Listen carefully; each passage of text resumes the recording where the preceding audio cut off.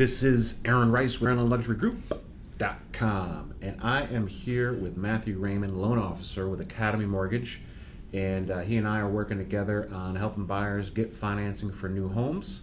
And I've been going through a couple of videos with Matthew, asking a lot of great questions, been giving me a lot of great answers. So hopefully you're subscribing to these videos here on YouTube and getting a lot of great information. Next question, Matthew.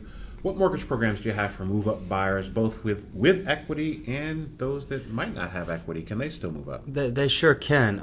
Those without equity, you have a little bit different of a situation. If you have equity in the home, if you have 30% equity in the home, you can actually use rental income to help you qualify for that new next home. If you do not have equity in the home, you can't use that rental income. So it's a little bit more difficult to qualify for that new home because you have to qualify carrying both loans. Okay. Also, if you buy a new house and keep that current home, regardless of whether or not you have equity or not, you still have there's a reserve requirement.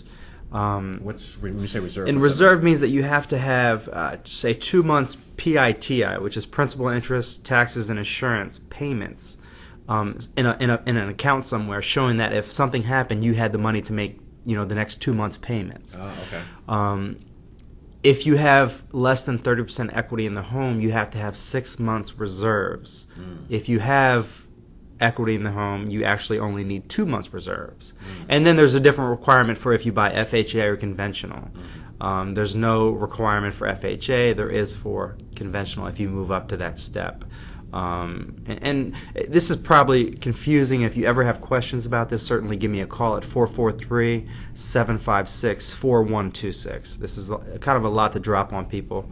And it might be a little bit confusing, and I can better explain that if you really want to talk about that. But it is possible if I'm, let's say I'm underwater, meaning I owe more than what my home is worth, I've got substantial savings, I've got very good credit scores, and I haven't missed any payments in the last 36 months, there are circumstances on which I might qualify in order to move up.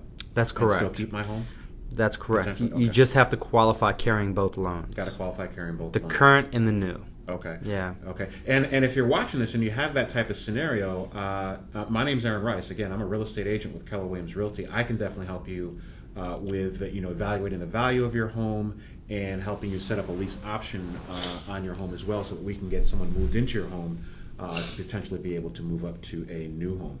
All right, Matthew. Next question: what programs are available for down payment and closing assistance? Okay.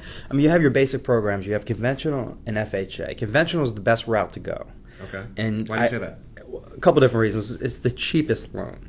Okay, and you want to put down 5% at least, and that's the minimum requirement. But I thought FHA was 3.5% down. So how does 5% down? How is that cheaper than 3.5%? It's cheaper because two things: the monthly mortgage insurance for FHA is pretty much double of what it is for a conventional. Wow. Okay, so you're immediately saving money right there. When did that change? It's been like that. It's been like that. Yeah, it's always been a little bit cheaper than FHA. FHA's they keep raising it. It's high. I mean, it's not. It's still a good loan for people who it can only come up with the 3.5%. They have to go FHA.